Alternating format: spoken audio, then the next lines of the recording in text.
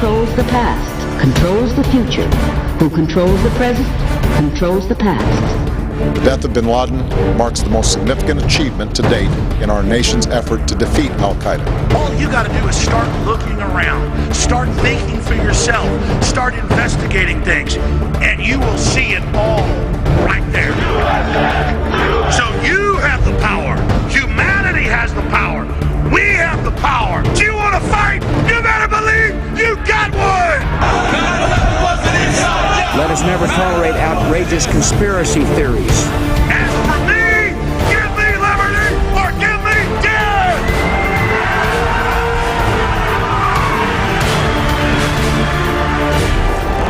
The answer to 1984 is 1776. Welcome to the Infowars Nightly News. I'm Darren McBreen. It is Friday, June 14th, 2013. And here's a quick look at what we got coming up. Tonight, Obama's national security advisor, pushing the claim of Syrian chemical weapons, has no experience except as a fiction writer. And the fictional narrative in the latest Rainbow Six game casts patriots as terrorists. Then ask police if they've got a warrant. You get arrested. All that and more on tonight's Infowars Nightly News.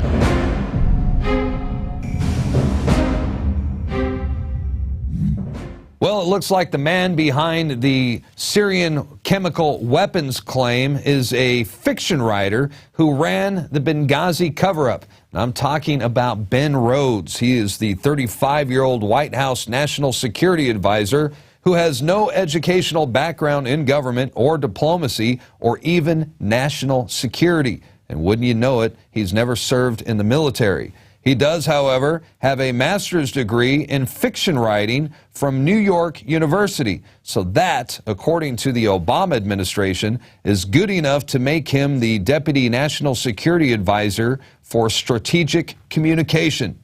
That's right, if you know how to bull the American public, you will go far in the Obama administration. And you might recall that it was Ben Rhodes who created the infamous term kinetic military action. And this he used to describe the bombardment of Libya. And this gave, Obama the green light to intervene without declaring war. And it was also Rhodes who played a key role in the Benghazi cover-up. So what is he up to now? Well, yesterday, Rhodes announced that the White House has high confidence that the Syrian army has used chemical weapons. Well, he didn't provide any evidence, but this will give the Obama administration the excuse they need to further the FSA, further arm, I should say, the FSA rebels in Syria. And, for those of you who do not know, let me make this loud and clear. The FSA rebels are being led by al-Qaeda terrorists. The Obama administration is arming al-Qaeda in Syria. These are the same Muslim extremists who killed U.S. troops in Iraq. Now Obama is giving them, weapons to fight a civil war in Syria, the civil war that was created by the CIA, or better known around here as al-Qaeda. And it's no wonder that Obama needs a fiction writer as the White House National Security Advisor, because I imagine it'd be pretty difficult to explain to the public or to convince the public that it's a good idea to arm al-Qaeda terrorists in Syria. That, my friends, that's a tough sell. And but I guess it's not so difficult when the mainstream media, they simply regurgitate everything they hear from the White House as the gospel truth. And check this out. Ben Rhodes, the Deputy National Security Advisor to the White House, his brother, David, just so happens to be the president of CBS News. And that, my friends, that is how to sell a war. It's also a pretty good way to distract the public from the wide assortment of domestic scandals that are going on right now as well. So, while the Obama administration is arming al-Qaeda terrorists in Syria, meanwhile, here in the United States, there is an ongoing media campaign to demonize patriots, constitutionalists as potential domestic terrorists. And, this all started when the Department of Homeland Security They issued a study that characterized liberty lovers as terrorists.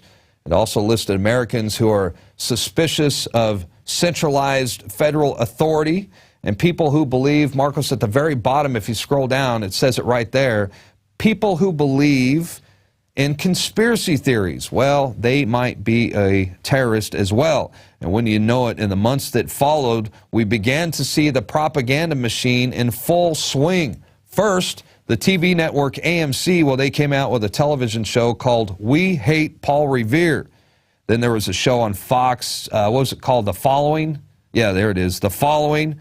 That's where they portrayed constitutionalist and militia members as serial killers and terrorists. Of course, they were serial killers and terrorists. And you might remember Chris Matthews. It was a few months ago. He ran a special report. It was about right-wing extremists, hate groups, militias in America. Of course, it featured Alex Jones and basically said Alex is largely responsible for the rise of hate crimes and domestic terrorism in the United States. So those are just a few examples of how, you know, they are targeting patriot groups. It seems like every time we turn around, there is a propaganda attack against constitutionalists and patriots.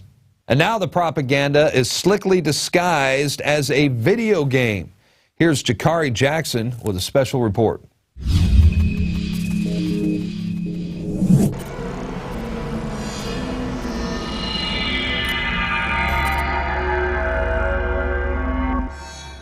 This is for the homes you foreclosed on, the bailouts you took.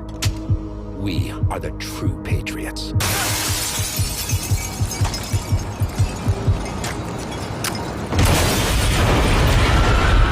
The long in development Rainbow Six Patriots has been confirmed for the next generation of gaming consoles. I'm Jakari Jackson with an Infowars news alert. Now, of course, the next generation of gaming consoles not only includes PlayStation 4, but also Xbox One, the same Xbox which is made by Microsoft, which has been alleged in the PRISM scandal, which contains advanced tracking features in their unit, but that's not the point of this report.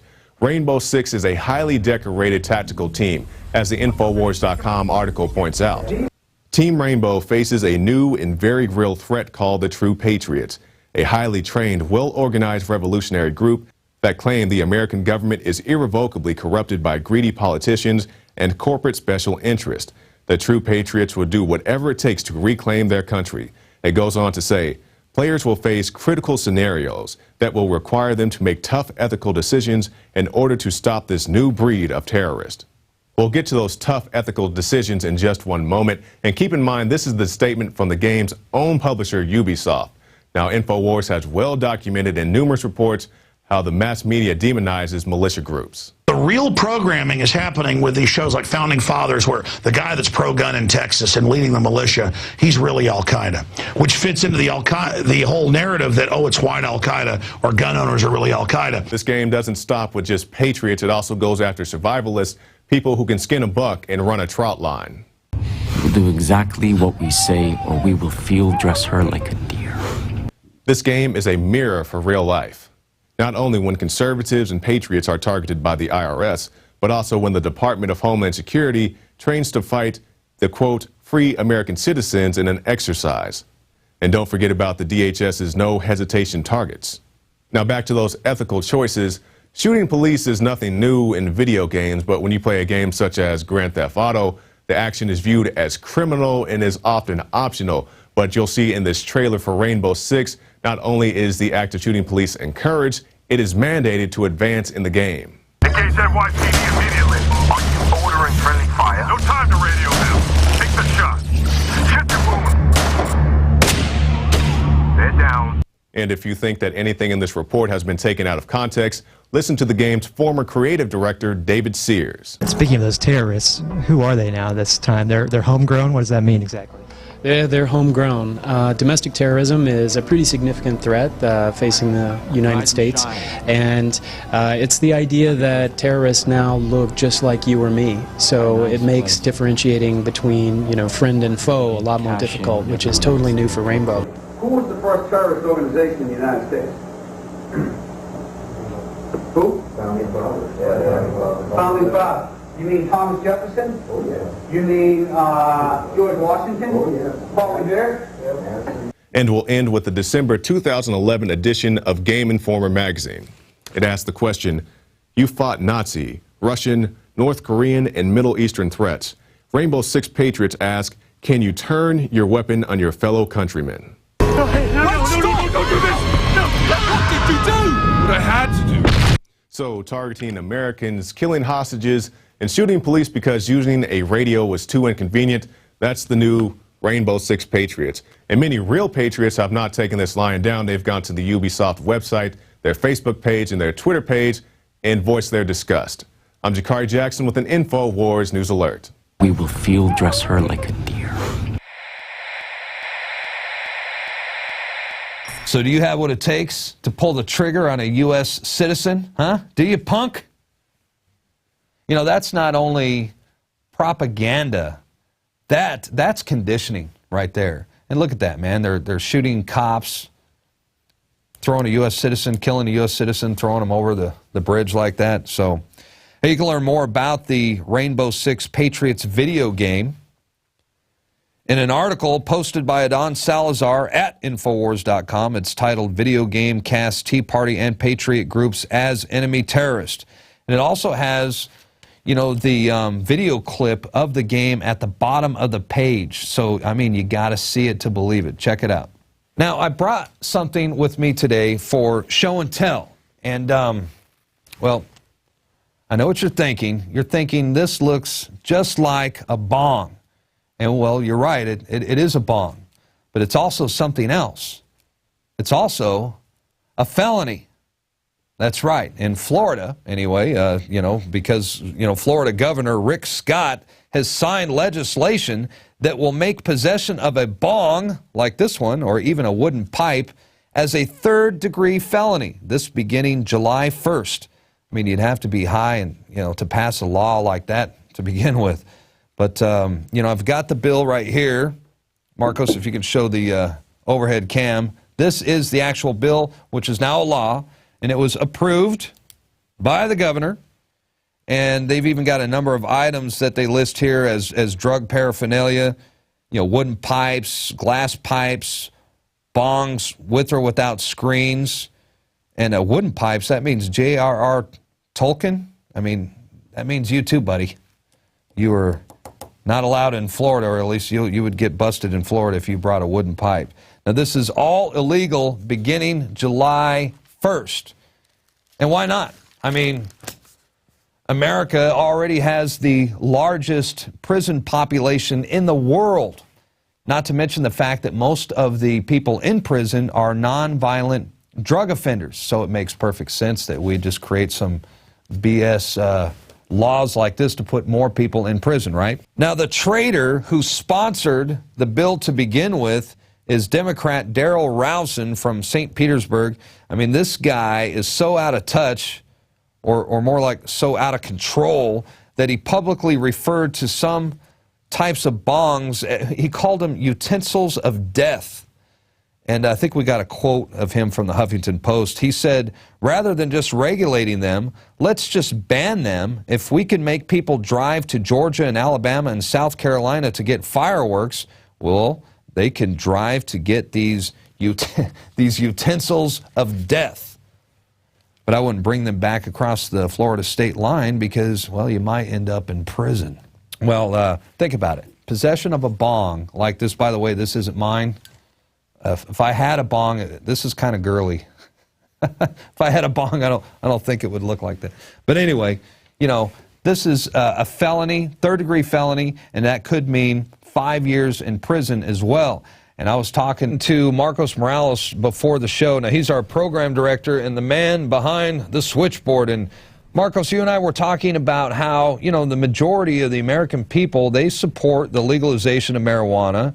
And now you were telling me about this guy, I guess he's an ex-CEO from Microsoft. He wants to franchise weed distribution as a corporate business model. Tell me a little bit more about that. I thought that was interesting. Yeah. So apparently in this corner of the country in Florida, we've got the guys who are trying to make money by destroying society. You know, they're trying to destroy people who can contribute to society in order to get money from fines, sending them through the prison system. It's the corporate prison system. It's the corporate prison Like we don't have enough people in prison already. Exactly. And this, on this other note here, we've got this guy in Seattle, ex-Microsoft executive. He's trying to raise money for funding. So right now it seems more of like a scheme to get investment money going. But he's trying to turn it into a business model that, you know, capitalists would dream of. This is you'd be getting it in on the ground floor before this thing. So gets okay, started. so this is like the whole legalization of marijuana. So a lot of people are going to look at this and think this is a good thing, right? I mean, because this is like the Starbucks of marijuana. Am I following you right? Yeah, that's what this guy's going to do. He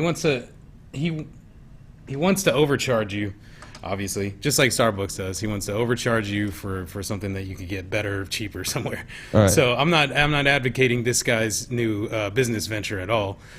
It's just, you know, you've got these two polarizing opposites. On one end of the spectrum, there's a societally destructive method of criminalizing people who use something that's proven to have medical properties, which is the whole reason they made it Schedule 1, is because they said there's no medical properties.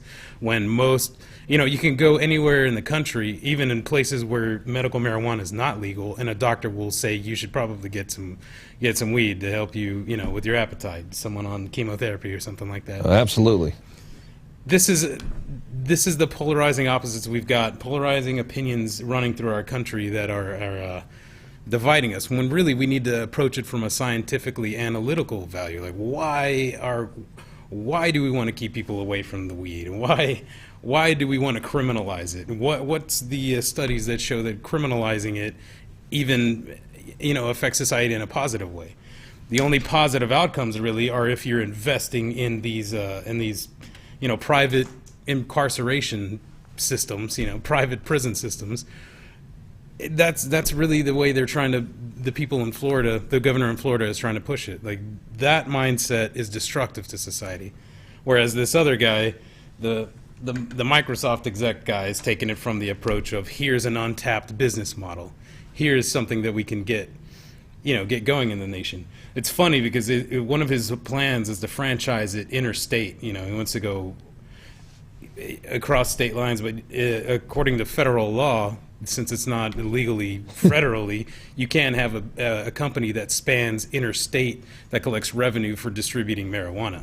This is prohibition, and they want to keep it like that, so it should be interesting. I think what it is I think they're afraid that, like you said, the majority of the population, they think marijuana should be decriminalized, right? And then as this is starting to happen, we're getting, you know, medical marijuana is being, you know, all over the United States. How many states do we got now that are marijuana is legalized? The only destructive part of this whole plant, the only legitimate explanation anybody can come up with of why this is negative is because it could land you in jail and it could ruin your future. So the laws associated with it are the most hazardous things attached to this plant. And at the same time, it's a third-degree felony if you get busted with a pipe or a bong in the state of Florida. Unbelievable. Thank you, Governor Rick Scott. You know, he's out there whoring for the corporate prison system. And Rick Scott, I mean, this guy, he's like the Benedict Arnold of the Tea Party, because, you know, it was the Tea Party that was largely responsible for getting him elected to begin with, you know, something that they regret now. Because, you know, now that he's in office, he's turned out to be a very bad man. Don't forget, this is the guy who had Sheriff Nicholas Finch arrested for defending the Second Amendment. And, you know, the sheriff was booked and thrown in his own jail and charged with official misconduct for releasing a gun owner from jail. Now, this guy had been arrested during a traffic stop, routine traffic stop, and after they found out he had a holstered revolver on the front seat, he was taken to jail.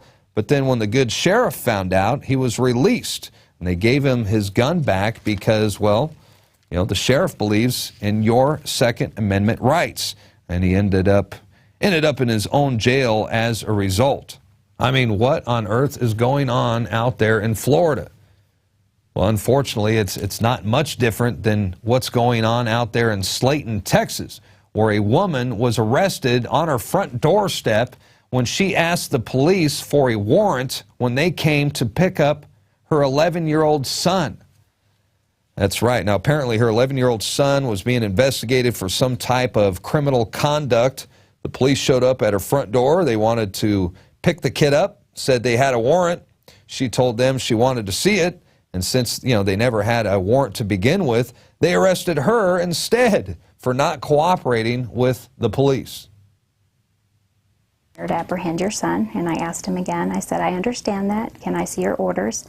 He immediately got mad, put his finger in my face, started yelling. I will accept an apology, but what is that going to do? It's not going to take my picture off of the internet sites that have been posted, from being published in the newspaper, from where I work. I mean, it's just, I've never been in trouble in 32 years of my life from anything, and to get thrown in jail because I ask a question is not right. And by the way, the police in Slayton said they will apologize if she drops the charges. So praise, hail, Slayton. Now, coming up next, we got another report by our very own John Bong. And, he's a reporter and producer for Infowars. And, well, he's been very, very busy lately because he has been covering and investigating the numerous Obama scandals. And this latest effort, he looks into the Obama scandal that has to do with the unmanned drones in America and abroad. Here's John Bong.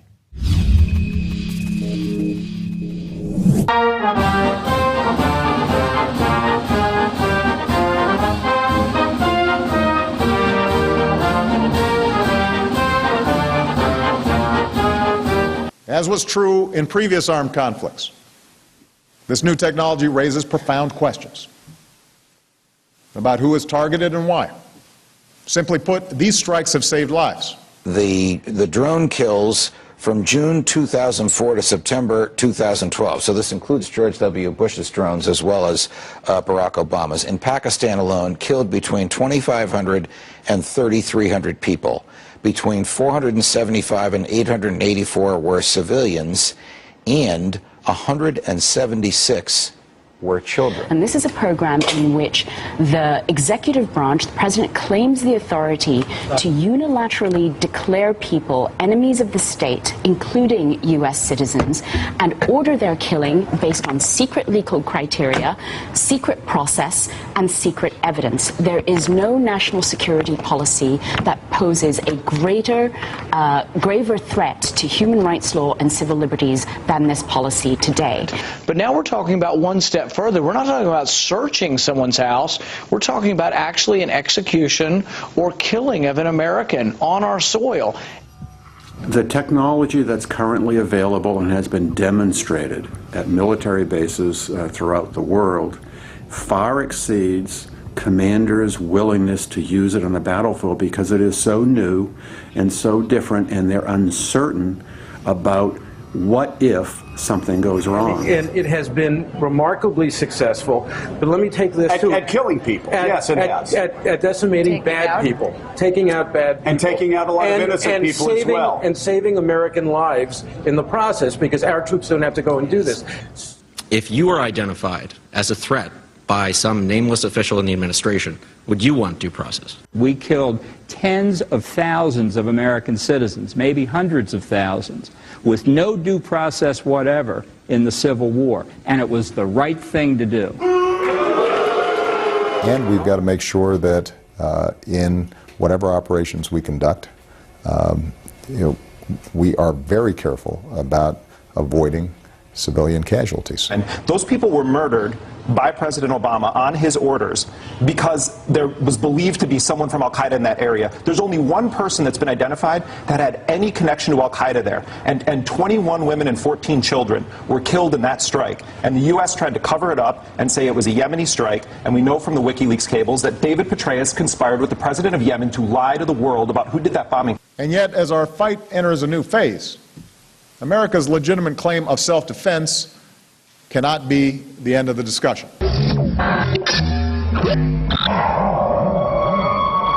All right, thank you, John Bound. That brings us to our quote of the day. This from Vince Lombardi, the best coach of all time, perhaps. Confidence is contagious, and so is the lack of confidence.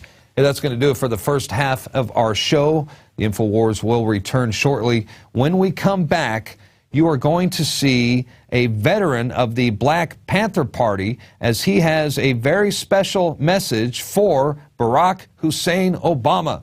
My good friend Larry Pinckney, when we return right after this. Now you can watch the Infowars Nightly News streaming live as it happens for free. Check it out at Infowars.com/show.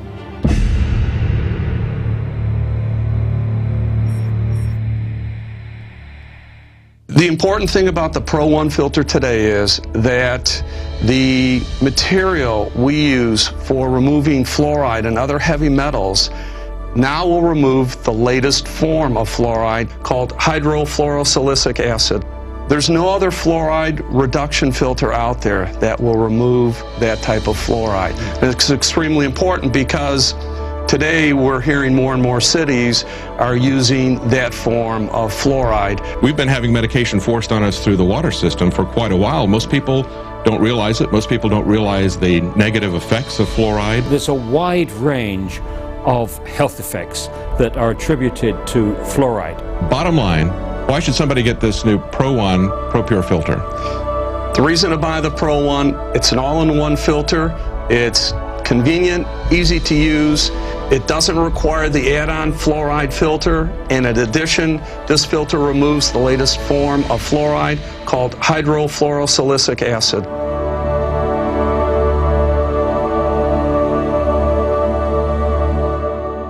I'm Darren McBreen, and these are some of the new items that are available now at InfoWarsShop.com. Alert the public to Obama's blatant abuse of power with the new Obama t-shirt. Obama's Joker face on the front and come and take it on the back. It's time to publicly call him out for what he is, a tyrant. Defend the Second Amendment with our top seller Come and Take It t-shirts. And look at that, women's cut tank tops and t-shirts now available. Nice hat. Plus the Don't Tread on Me flag. And now you can become a micro distributor of the Infowars magazine. Plus, get your own copy delivered right to your door each and every month.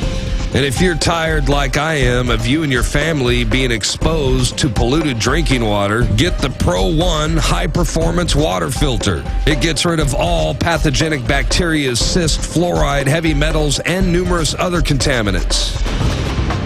So join the revolution at InfoWarsShop.com.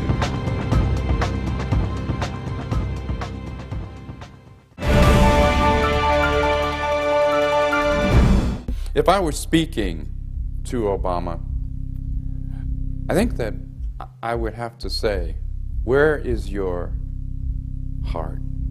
Where is your integrity? Where is your humanity? Do you know what those words mean? Do you have any concept of what those words mean? You have used and abused and hurt all the people, including black people, and you continue to do so. You speak in your fancy language, using your fancy rhetoric, but you continue to hurt the people nationally and globally. Are you human? I would have to ask you, Barack Obama, are you human? Do you even know what being human means? It's important to understand, for those of you who have not seen the Obama Deception, the first particular film, please check it out.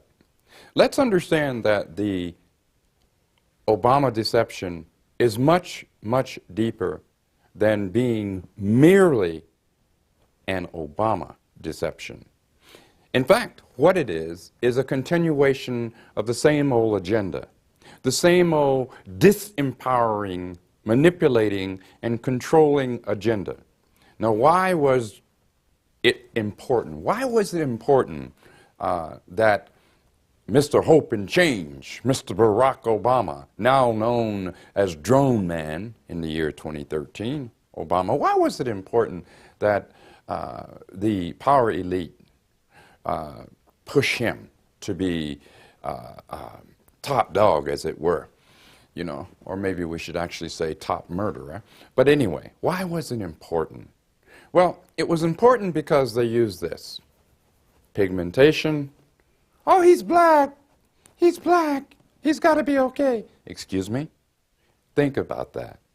This was used, this is how I often speak of how racism, I call it an introverted, or inverted rather, an inverted racism, where Obama knew full well that he was being installed by the powers that be, whether they be left, or whether they be right, or whether they be liberal, or whatever they want to call themselves. Obama knew full well that his job would be to continue the agenda for the power elite. To continue, and by the way, this power elite is both national and global. It's not just in the United States. In fact, it is a global power elite.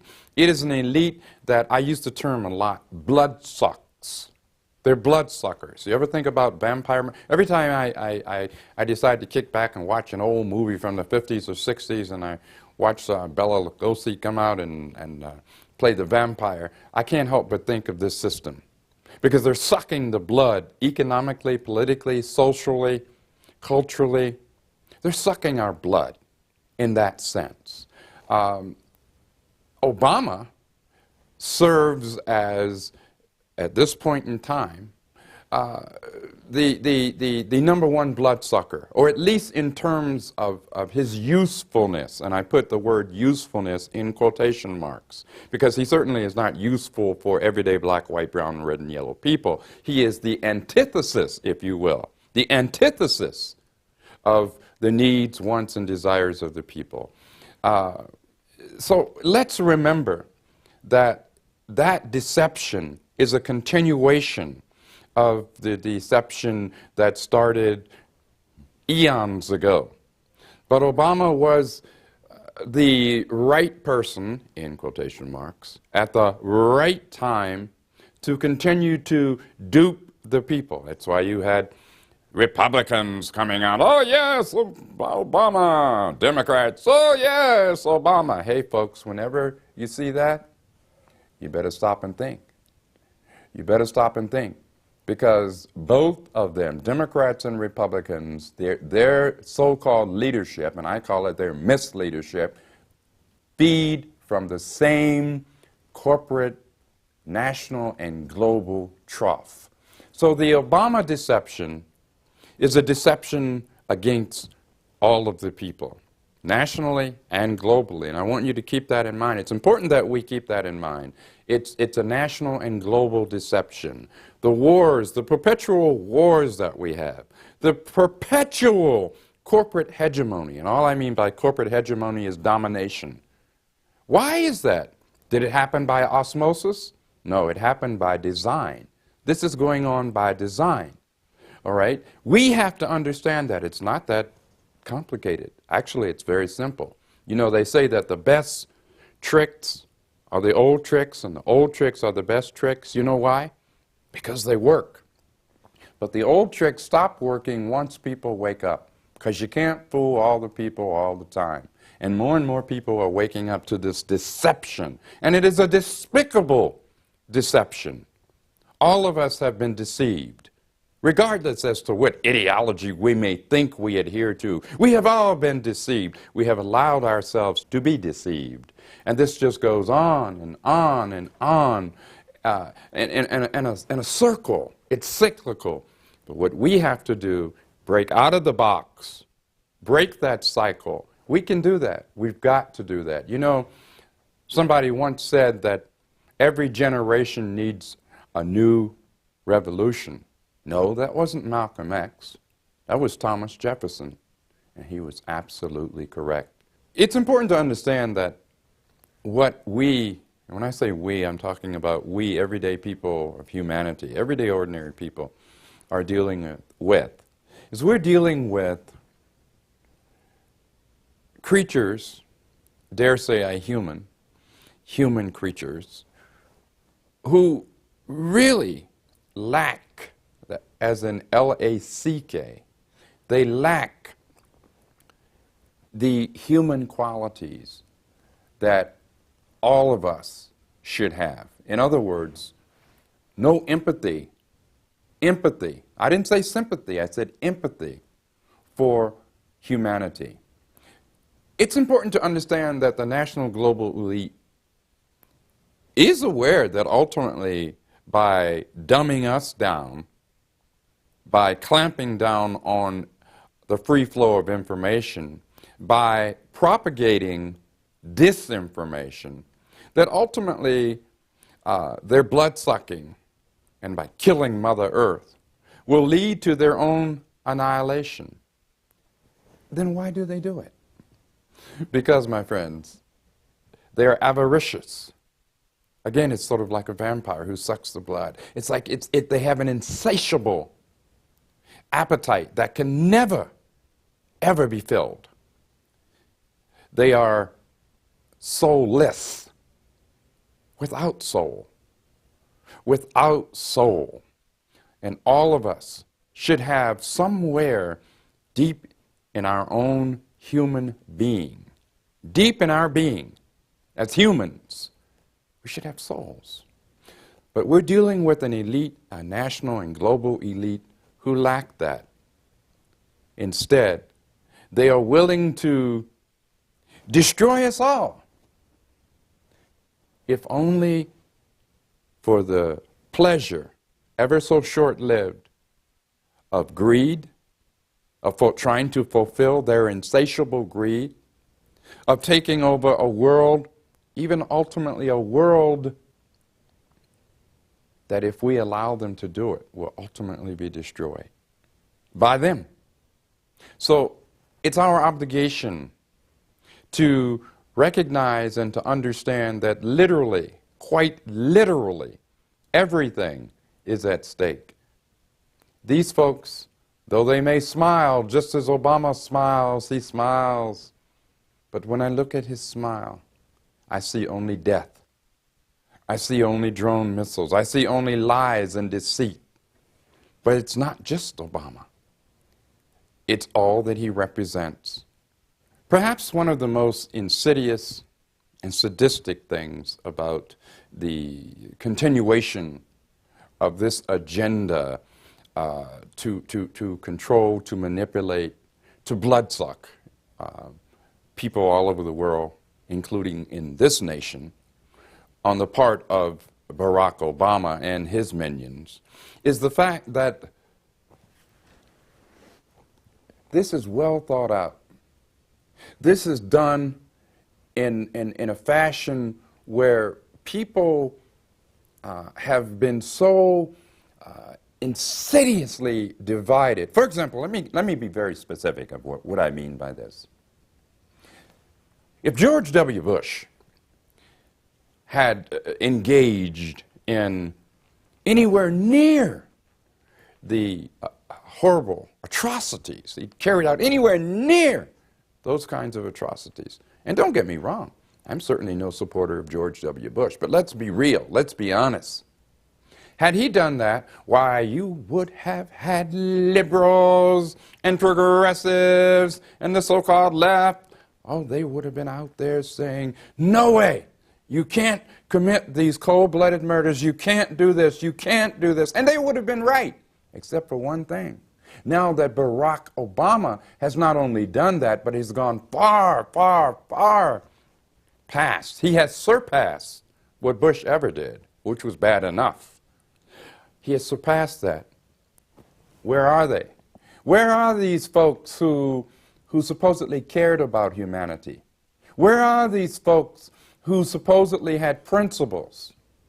This is what, again, we see playing out. That fake, phony, left-right paradigm, we see it playing out. And this is also why the Obama deception was and continues to be, up to a point, so insidious. So very, very sinister and insidious. So let's remember that we, collectively, and I say collectively, all I mean is across the board, that we are the ones who can, we're the only ones, in fact, who can break through, who can dispense with that deception. The Obama deception, no more. No more Obama deceptions, whatever name they may give it.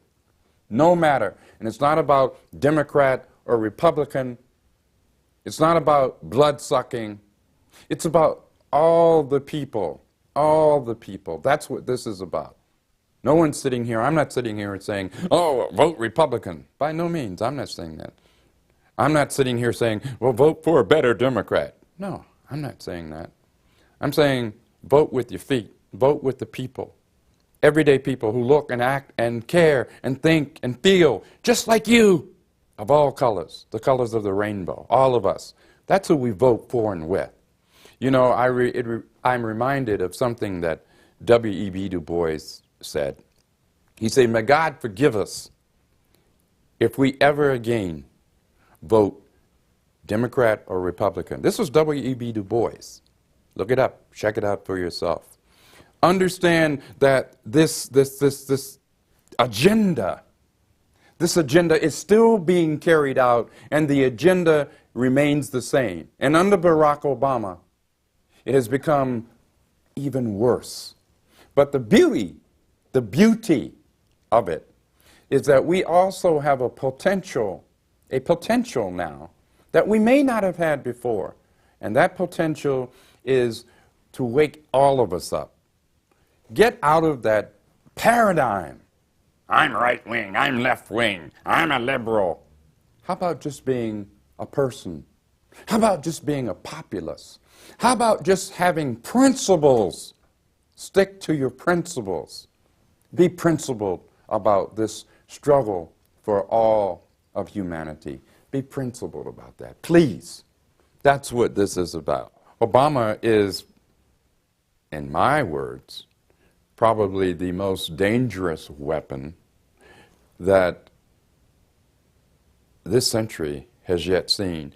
You know, the South African activist, Steve Biko, said that the most powerful, most potent weapon in the hands of the oppressor is the mind of the oppressed. And Steve Biko was absolutely correct. Indeed, in that respect, in that sense, Obama is indeed a weapon. He is a weapon against everyday black, white, brown, and yellow people. Obama has demonstrated the ability, and I use that word in quotation marks, to distort everything. In other words, let me use an example. When it comes to war, somehow Obama makes war seem to be not only acceptable, but absolutely necessary, imperative, even good, if you will. All in the name, simultaneously, all in the name of saying he's anti-war. He's anti this, he's anti that. Virtually everything Barack Obama says he opposes, he supports. And we need to understand that.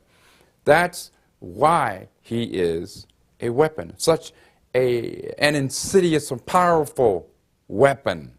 We have to look at him for what he is, not for what we want him to be. Too many people got caught in a trance, looking at Obama not for what he is, but for what they wanted him to be. We have to look at Obama, and people just like him don't care about what their color or their gender is, for what they really are versus what we had hoped they would be.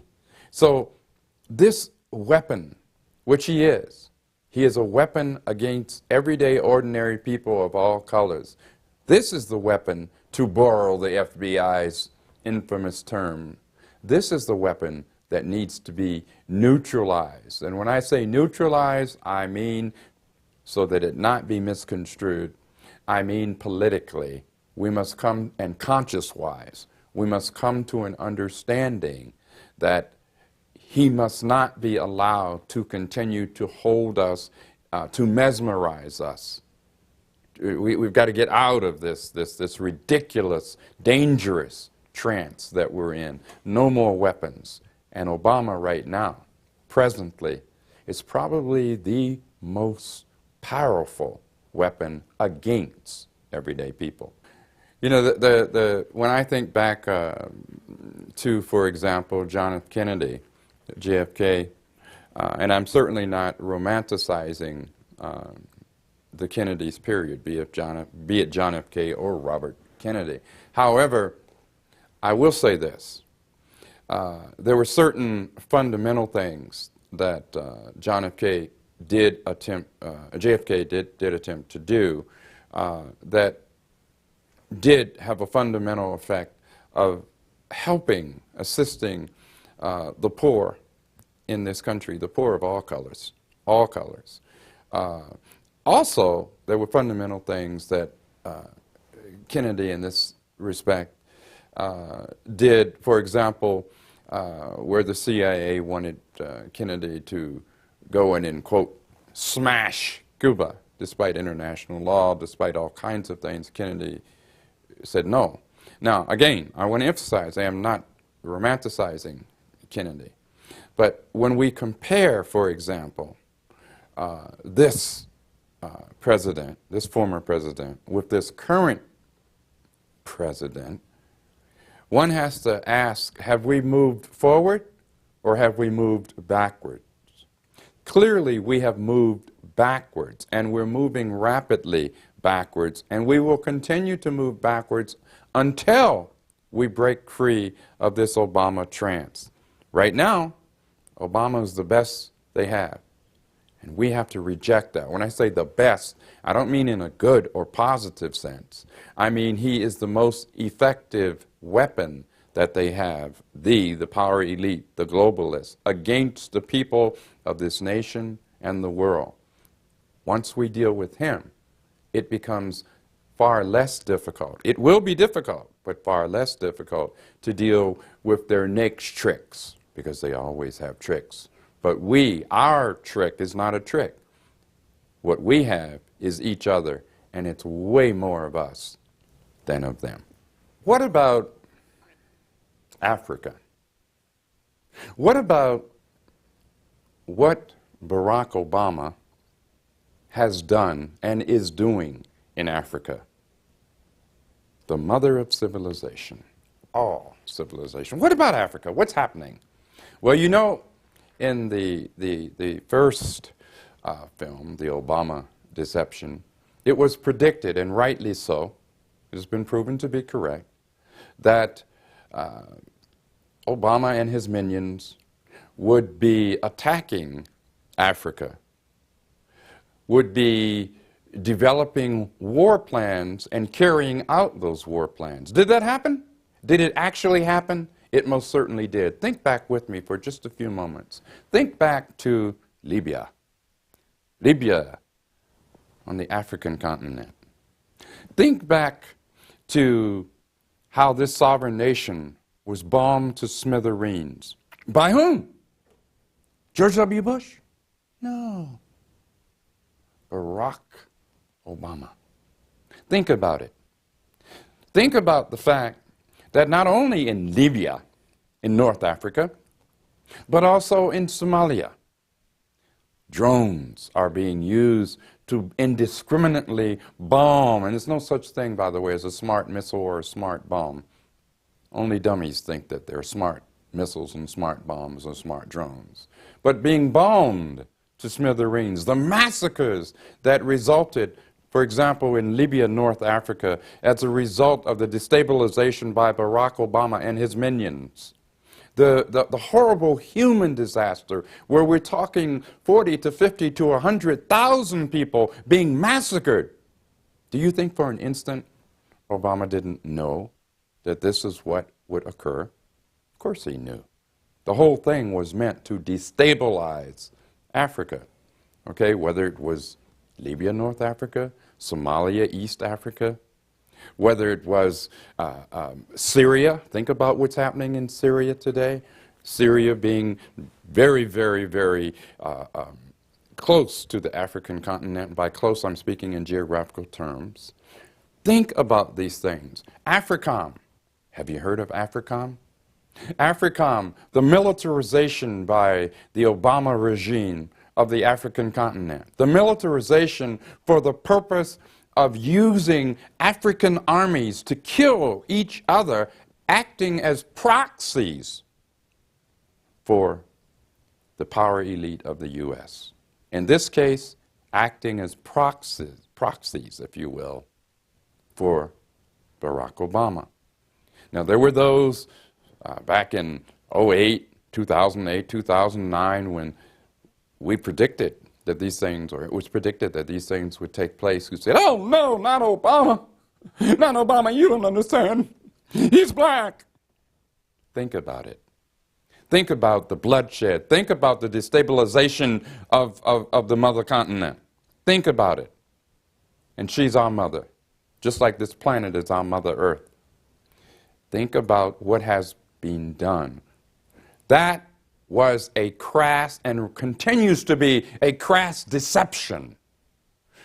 Remember, if you haven't looked up AFRICOM, look it up, Google it, AFRICOM, AFRICOM, the proxy for the United States to continue to militarize the African continent, to militarize it so that Africans are killing Africans, so you keep the continent divided.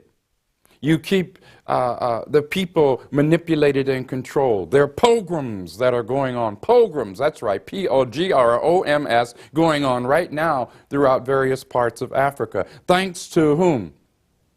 Barack Obama, his regime. We need to understand, be we black, white, brown, red, or yellow, we need to understand that what is at stake here is our very existence. I urge you to give serious thought to that. And again, I reiterate once more, don't be deceived again. There's a song back in the day, I think it was sung by a group called The Who. I love the song. We don't get fooled again. Let's not get fooled again. Let's not be deceived again. When we think of our Mother Africa, and I do say our Mother Africa, I don't care what your color is. When we think of our Mother Africa, think of Barack Obama and the devastation and the lies that this man has told and the devastation that he has brought upon humanity and upon our mother continent, and our planet, Mother Earth. Doesn't have to be this way. Don't have to be deceived again. And as the song from back in the day said, we won't get fooled again. You know, the question comes to mind, well, how can we avoid being deceived again? What's to stop us from succumbing to another deception? Let's go back to that word. I'll go to the word principles. If we have principles, if we stick to our principles, however challenging that may be, and sometimes it will be challenging, but if we stick to those principles, we can avoid being sucked down the toilet. We can avoid being once again duped. Let's maintain our principles. Let's be honorable with each other, however difficult and challenging it may be. Because in the final analysis, that's how we will avoid yet another deception. You know, one of the things that I feel extremely honored, delighted, happy to have experienced in my life was I had the opportunity to see and meet Brother Malcolm X, El Hajj Malik El-Shabazz. This was back in the day, as I would say, way back in the day. This was actually around 1961. I was a youngster, about 11 or 12 years old, and had the opportunity to be taken to Morgan State College in Baltimore, Maryland, now Morgan State University. And my cousin, who was at the time a student at that particular institution, was among the students who brought Brother Malcolm in to speak. I was there, as I said, and saw Brother Malcolm, had the chance to listen to him, speak with him. And the thing that really touches me to this very day about that conversation was Malcolm's for realness. One of the reasons that I admire Malcolm so much, and this is not about the cult of the personality, this is just about human being to human being. One of the reasons I admire Brother Malcolm is because he evolved. When Malcolm came to realize that he was mistaken about something, he was human enough to say, I was mistaken about that. I'm using the example of how Malcolm grew from being a mere cultural black nationalist to an internationalist, to someone who believed in the need for humanity to come together as a whole. And what I remember when I saw Malcolm was his humanity.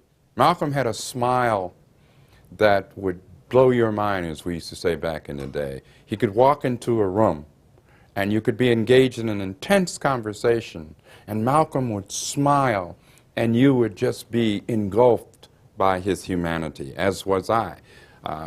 Being as young as I was, I read a lot. I was an avid reader. My parents were both school teachers, poor, but school teachers, so they believed strongly in reading, in studying, in debating, etc.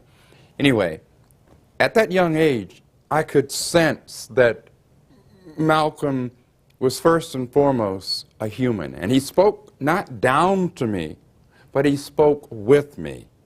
And to this very day, decades later, many decades later, I think that's what I think of when I think of Brother Malcolm, a man of great humanity, a man of wit, of intellect, but most of all, a human who evolved constantly. Which leads me into a topic that is sometimes very difficult for me to discuss, and that is COINTELPRO, COINTELPRO,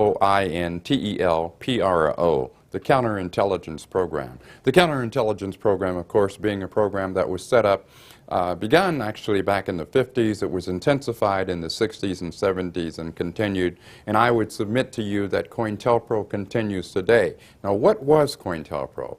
COINTELPRO was a program that was set up by the federal government throughout this nation, not just one part, but throughout the United States, to, quote, to frame, to discredit, to neutralize, to imprison, and in many, many cases, to murder political activists across the board.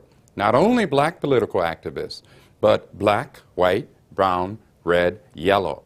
People in this country, citizens of this country, who dared to challenge, to question, to oppose the narrative, the propaganda, if you will, of the U.S. government. Now, this is the year 2013. Does COINTELPRO still exist? I would submit to you adamantly that COINTELPRO does exist. In fact, has been tweaked. It has morphed into something even worse, even stronger. Whether we're talking about how COINTELPRO has been put into the Patriot Act, how COINTELPRO has been put into the NDAA, the so-called National Defense Authorization Act, particularly Provision 1021, how COINTELPRO has been applied and put into drone man Barack Obama's kill list. That's right. We have a president, think about it, who has his very own secret kill list. That means, brothers and sisters, you can be killed in your home. You can be killed while you're doing shopping. Your loved ones can be set up and or killed. That's the reality. Now, does that mean that we should become paranoid? Absolutely not. Absolutely not. But what we need to do is we need to understand that COINTELPRO exists and it is functioning. And in fact, in the year 2013, this year, with Barack Obama, whom I call the drone missile man or the drone man, the kill list man, it is worse now than ever before on every level. And it affects all of us, not just black folk, white folk, brown folk, all of us, black, white, brown, red, yellow, across the board. The only way that we can effectively resist COINTELPRO is to, one, be aware of it. If we're going to put out a fire, we have to be aware that the fire is engulfing our home, that the fire is raging. So before we can address that and put that fire out, we have to first be aware of it. It's the same with the counterintelligence program. We are told that we have a constitution in this country. Well, what we have in this country in this year of 2013 is we have a piece of paper that has, in very large part, been made null and void by both Democrats and Republicans, and definitely, most definitely, by the current Chief Executive and Commander-in-Chief of the United States Armed Forces, none other than Mr. Barack Obama. So if one has a Constitution, it is irrelevant if it is not applied. What good is that? What good is there to have a Constitution if that a Constitution is not a living Constitution? It's not really applied. Freedom of speech, freedom of to organize, freedom to be able to have dissenting views. These things are incredibly important. These are the very kinds of things that COINTELPRO seeks to, in the words of the FBI, neutralize, to destroy. So I think it's incumbent upon all of us throughout the United States and indeed throughout the world, but I'm primarily referring to people in this nation. It's incumbent upon us to understand the danger that we are in, the peril. We must first recognize our peril in order to do something about it. And we can do something about it. We can do something about it. We must do this collectively. It's time to get past that phony, fake, farce, left-right paradigm. That's how they keep us united or disunited, because they don't want us to be united. That's how they keep us disunited. They keep us in disarray. They keep us divided. They keep us in fear of each other. It's like a ping pong ball in a ping pong game. We're the ping pong ball. Back and forth, back and forth, back and forth. Only, brothers and sisters, we're the ball. We're the ones who are going back and forth. And this corporate stream media, ABC, CBS, PBS, Fox News, the corporate stream media, all of them are about putting forth a narrative that is meant to keep us divided, controlled, manipulated, in fear of each other, and this is what we have to do something about. And only we, from the bottom up, not from the top down, not from the top down, from the bottom up. We have to recognize, I look at it like a pyramid. The pyramid has a huge, huge base at its bottom. The top, the point, is quite small. It's what I call the power elite, the national and global power elite, who control our lives. Not only do they control our lives in a physical sense, but first and foremost, they control our lives psychologically. Make sure we think a certain way, if indeed you can call it thinking, because they really don't want us to critically think. They want us to be numb. They want us to act, as I say, like robotrons, without even realizing that we're acting like robotrons, robots, okay? But again, I go back to the power of the people. Back in the day, in the original Black Panther Party, not to be confused with the so-called new Black Panther Party. In the original Black Panther Party, formed in October of 1966, the party said then, and I still say now, all power to the people. What did we mean by that? We meant that ultimately all power rests with each of us. But the only way we're going to be effective is to reach out to each other. Whether we agree or disagree, we'd sure as heck better come to the recognition, or come to a recognition, that without each other we are powerless. But with each other we are strong. So, having said those things, I want to emphasize that COINTELPRO does continue today. The counterintelligence program did not go away. We have to ask ourselves, what would Brother Malcolm X have to say? What would Malcolm say about Obama's drones in Somalia, Pakistan, Bahrain, Afghanistan, so forth and so on? What would Brother Malcolm say? What would Brother Malcolm say about Obama's signing of the NDAA with special emphasis on the provision section or provision 1021? What would Brother Malcolm say? What would Brother Malcolm say about Obama's secret kill list, murder list, M for murder? What would Brother Malcolm say? Malcolm said that right is right and wrong is wrong, no matter who says it or who does it. Obviously, that in and of itself tells us that Malcolm would be repulsed by the despicable, hypocritical, deceitful actions of Barack Obama and his minions. Obviously, it doesn't take a rocket scientist to figure that out. We too should find Obama's actions and his deception to be repugnant. We should not allow his deceit to trick us anymore. In the words of Brother Malcolm, we have a debt to all of humanity. And I'm sure you are too, very sure that Brother Dr. Martin Luther King would have said the same thing. He said, didn't he, to judge people based on what? The content of their character, not the color of their skin. It is time for us to actualize that. Both Malcolm and Martin would be right there with all of us, irrespective of our color. So what would Malcolm say about Obama?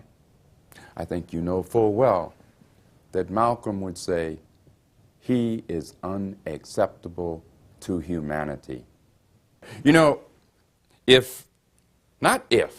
when we break free of and from the trance that Obama has us in, this Obama trance, then we are capable of breaking free from all of these trances. Because the Obama trance is probably the single most powerful, debilitating one that has yet been brought about in the 21st century. So we have to break that trance. You remember when you were a kid and you first turned on the television and how magical it was to you? Wow, you looked at the screen and you saw people, you saw vehicles, you saw all kinds of things on that screen. It was like it was magic. But then as you grew older, you realized that no, it really wasn't magic at all. It was technology, not magic. You broke the trance. This is what we must do with Barack Obama. Obama was successfully, he and his handlers, to put people in a trance. We must turn off that television set, euphemistically speaking as the example I just gave, and break that trance. Understand that it's not magic. It's a trance, or as Malcolm X would say, it's Novocaine. Get out of it. Get out of it.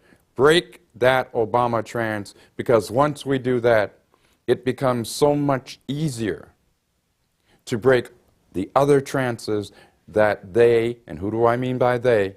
The power, the national and global power elite, the globalists, are going to be pushing more trances toward us. But it's going to be far more difficult because we have already, or will have already, broken free from the Obama trance. Why is it that we are in this nation, and in many nations throughout the world for that matter, why are we continuing to find ourselves in a developing de facto police state? Why? I mean, is this just happening, or is it happening by design? I think that when we give it serious thought, we find out that it is, in fact, happening by design. The globalists, those who want to control humanity, have an agenda, and that agenda is to do what? That agenda is to squeeze us in every conceivable manner, politically, economically, socially, culturally, spiritually even, to squeeze us. That is the global agenda. Now, this is why we see, and there's a positive side, and the positive side is this. Obviously, people throughout the world are beginning to wake up. People throughout the United States are beginning to wake up. We've got a lot more waking to do, a lot more awakening to do. But it has begun. Again, I go back to the words of Thomas Jefferson, every generation needs a new revolution. And this response is by the globalists, the global elite, the power elite, is to do what? Is to clamp down on people's civil rights, human rights. I like the word human rights because we're all first and foremost human. And that's the emphasis. That's where the emphasis, I think, really should be, on human rights. But it is showing they, who am I talking about? The global elite, the power elite, nationally and globally, are reacting to people awakening. Sometimes, you know, they say that, I'm trying to remember exactly what the saying was, but it goes something like, a silver lining on the dark cloud. The silver lining in this case is that people are reaching a point, not only are they saying, I'm beginning to see, I'm beginning to understand, but we're reaching a point where we're saying no more, no more. And that's a positive. The beauty is, as we said back in the day, the beauty is the power. It's people power. It's all of us together. Not us divided, separated, killing each other, in fear of each other. Let's understand who the real terrorists are. The real terrorists, really, are the global elite. Those who want to keep us in fear, keep us divided. But remember, with all their chicanery, with all of their machinations, with all of their deceit, what it shows is that people, all of us, are truly beginning to awaken. So let us be positive, almost joyful. Let us be positive about the fact that we are beginning to awaken. Let us be determined to continue to learn from each other. In the columns that I write in Black Commentator and in Intrepid Report, I always ended by saying, each one, reach one. Each one, teach one. Onward then, my sisters and brothers, onward. So let's keep on reaching out, teaching. That's the only way that we will not be deceived again. There's a lot to be happy about, but we haven't gotten to that point yet where we can say we won't get fooled again. We got to get to that point.